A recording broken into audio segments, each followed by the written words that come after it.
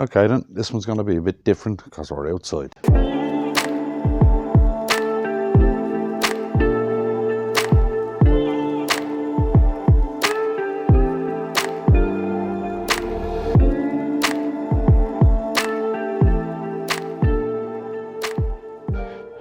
Right then, as promised, we're going to make this kiln, right? If anybody's been following the channel for the past few months, they know that we had a flood in the house and a lot of stuff got switched, and I got rid of my old kiln and we're going to make a new one out of this, out of the freezer that was in the house, right? What you need to make a kiln, right, is basically a freezer or a fridge is very good because they are already insulated. They'll keep the heat in, right? The things you got to watch for is that your shelving is this type of rack shelving, not the glass stuff. The glass stuff won't work. The glass stuff will actually stop the kiln working because it'll stop the airflow, right? Now, people make these overcomplicated. I've seen people talk about making these and doing designs and stuff, right? And they're talking about putting temperature control units in it, putting fans in it. There's no need for all that stuff, right?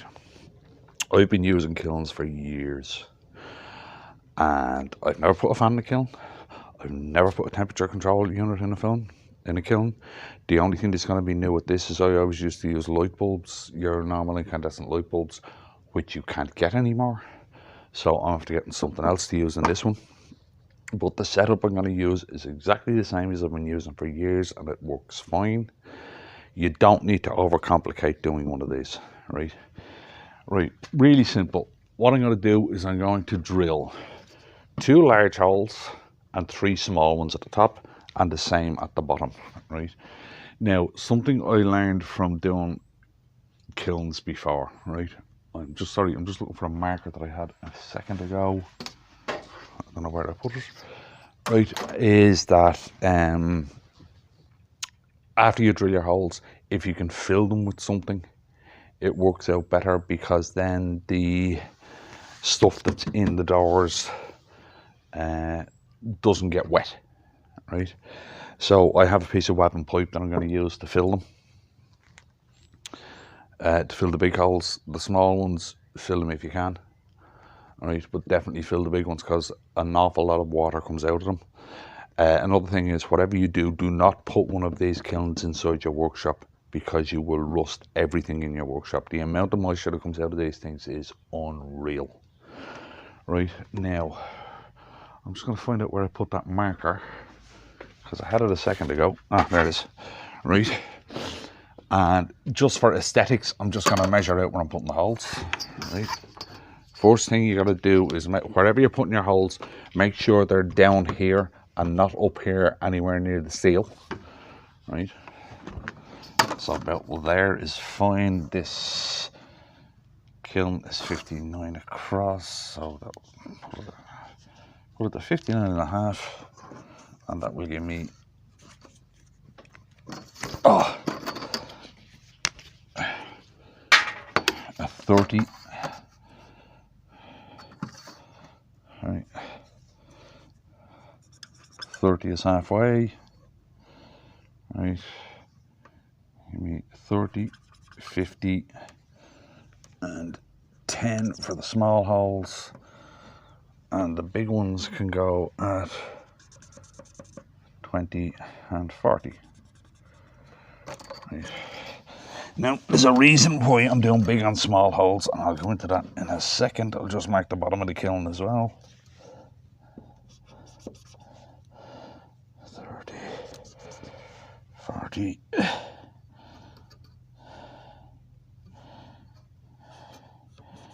50, 20, and 10. Right. Now, I should be doing this with a hole saw, but with the way everything is gone, I can't find my hole saw set.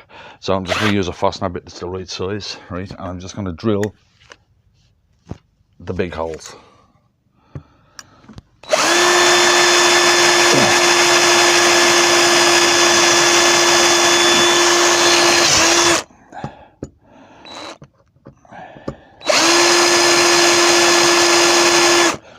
probably be easier is if I lie this down.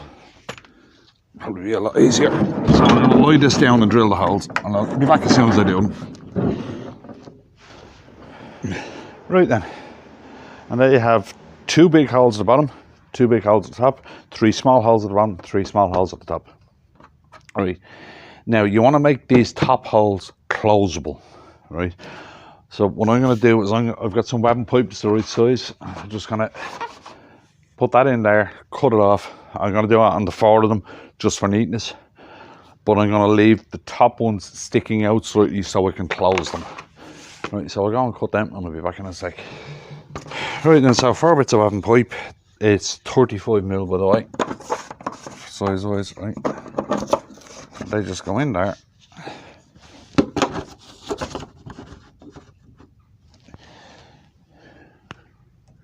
Where do we go? Yes.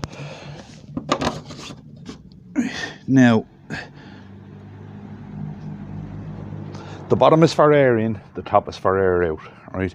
So if you kind of, when you're drilling the holes, if you can, tilt the top ones down and tilt the bottom ones up, it just helps slightly with the air circulation, right? And then just silicone them in place.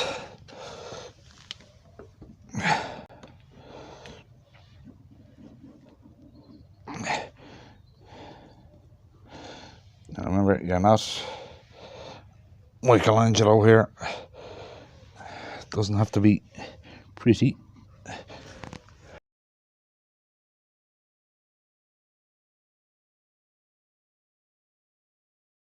Now, as I said, you don't need to do this webbing pipe bit. I'm just doing it because of I learned from the last time that the insulation inside the door can get pretty wet, especially with these 2 big holes.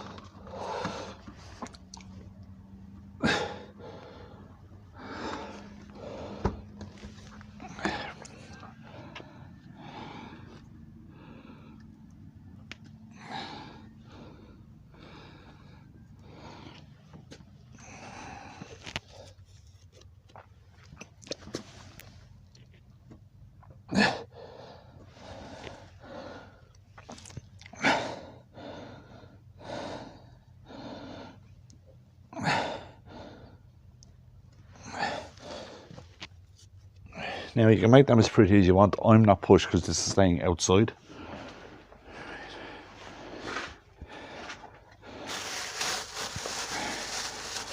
Get off my hands. It's purely functional. That's all it is. Now what I will do is, now you can buy caps for this, right?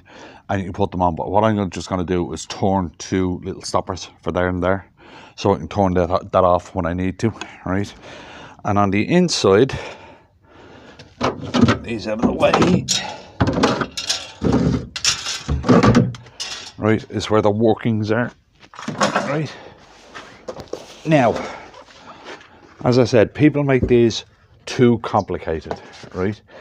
Inside, all you need is a sconce, right?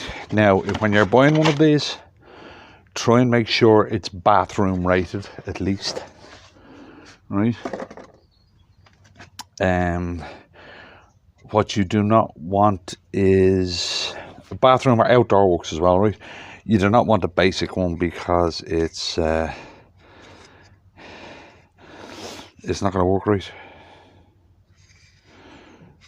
Okay, so you want a bathroom rated one of these, and what I'll do as well is I will silicone around here when I put it on so that it actually sticks and seals, right? And where I'm going to be putting it is right there,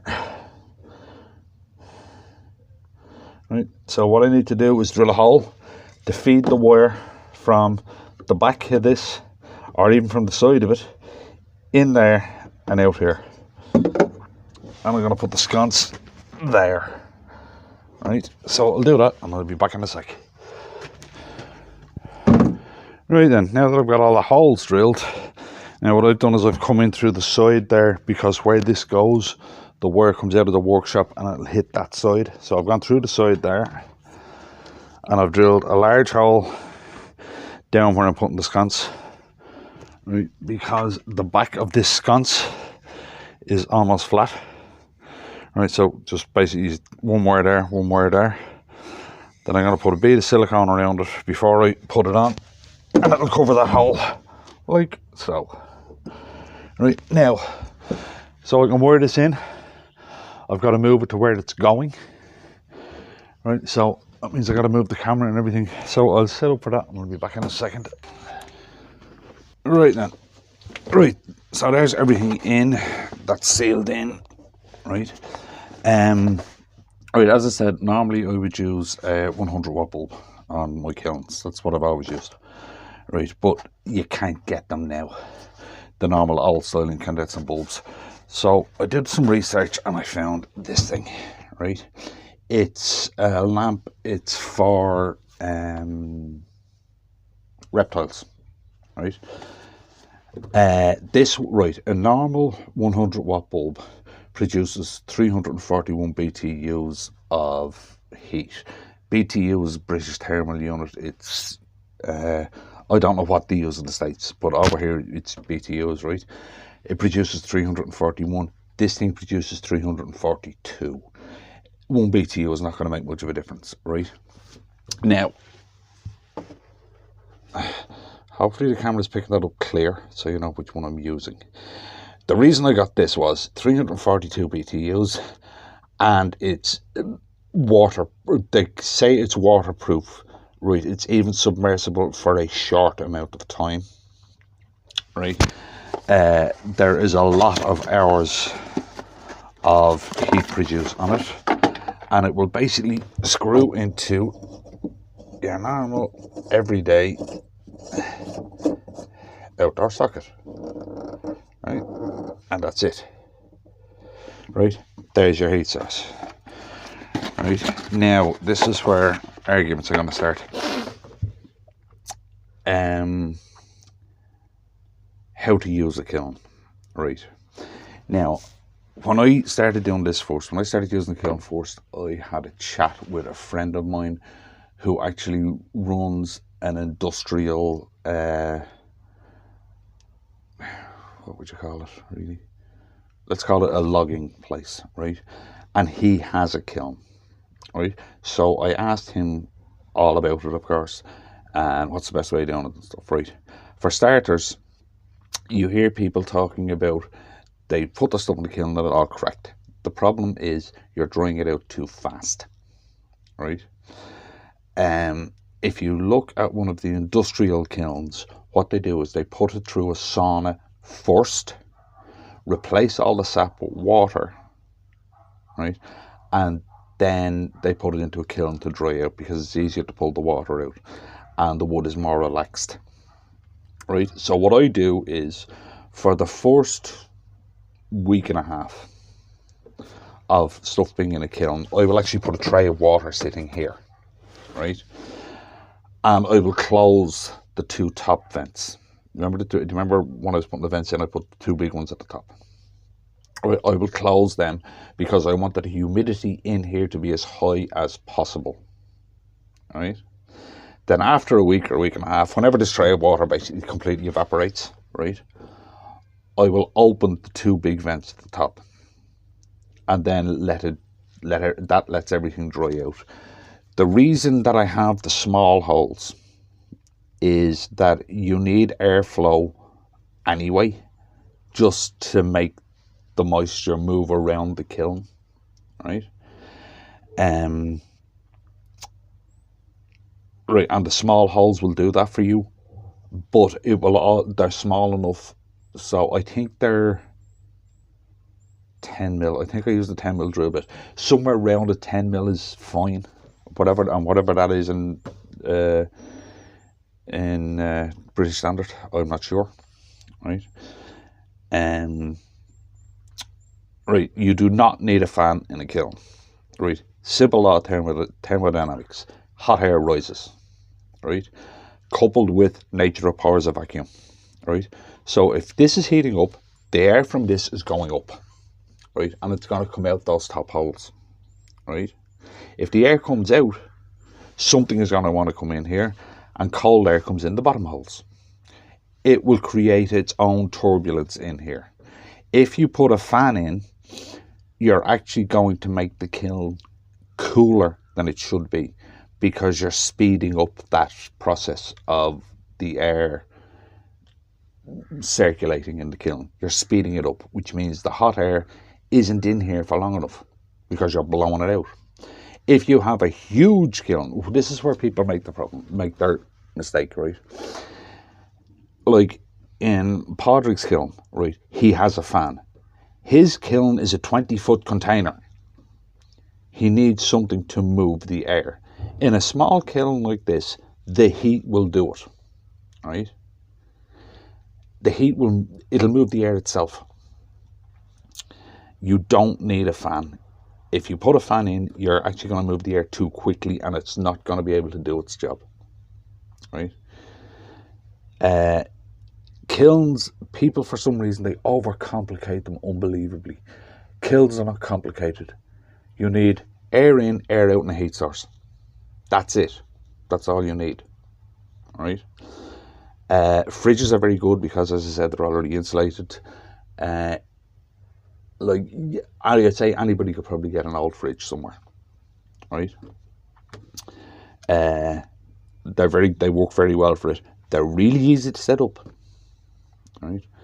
Don't overcomplicate it. There's no need for all the controls and everything else that people to be talking about, like the kiln automatically switches off when it reaches such a temperature and all that. They're needed. Stuff like that is needed on a big industrial kiln because of the sheer volume of it. On something like this, it's not needed, right? Like if I had something that was maybe twice or three times the size of this, then I would put a small fan in it to move the air. Something this size, fridge size, does not need it. The air will move itself, and the air will move itself at the right speed, right? Now, as I said, this is kind of a weird video, and it might have been a bit jumpy all around the place, right? But I promised to do a video when I was doing the kiln, so that's it. There's not much you can do on a video on making a kiln because they're so simple. It's literally a case of drill a few holes, put in a heat source, that's it. Right? Just make sure you have the metal slotted shelves. Fridges work well because they're insulated, and that's about it really. I'll put links below to where I got the sconce and the heat thing, right, the heat lamp, and that's it really. So if you're thinking of making a kiln but were put off because people were talking about controllers and fans and stuff like that, don't be. There's no need. Like there's a fan in this freezer, so if I wanted a fan I could just hook that one up, but I don't want a fan because it will cause my stuff to crack because the air will be moving too fast. So if you enjoyed that one again out of it, if you wouldn't mind leaving a like on the video, and I'll see you in the next one. Right then, we click this button for the Basecamp dust mask giveaway. You'll probably see your name flash by if you've entered. So here we go. Right, James Brady. If you contact me by email or message or message me on Facebook, we'll get this sorted and get this sent off to you. So James Brady 3433. If you contact me, we'll get this off to you.